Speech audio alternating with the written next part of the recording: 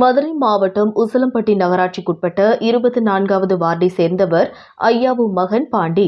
இவர் இயற்கை மரணமடைந்த நிலையில் இவரது பிரேதத்தை கிறிஸ்தவ முறைப்படி அடக்கம் செய்வதற்காக பேரையூர் ரோட்டில் உள்ள அவர்களது சபைக்கு சொந்தமான கல்லறைக்கு கொண்டு சென்றனர். ஆனால் கல்லறைக்கு செல்லும் மற்றொரு சபைக்கு சொந்தமான பட்டா இடத்தில் கல்லறை உள்ளது. இந்த இடத்தில் புதிதாக சுற்றுச்சுவர் கட்டப்பட்டுள்ளது. மாற்றுப்பாதையில் முட்கள் நிறைந்து காணப்படுவதால் பிணத்தை தூக்கி செல்ல வழியில்லை. இதனால் ஆத்திரமடைந்த வீட்டார் பேரையூர் நடு ரோட்டில் பிணத்தை போட்டு சாலை மறியலில் ஈடுபட்டனர். இதனால் அப்பகுதியில் பரபரப்பு ஏற்பட்டது. தகவல் அறிந்த போலீசார் சாலை மறியலில் ஈடுபட்டவர்களுடன் பேச்சுவார்த்தையில் ஈடுபட்டனர்.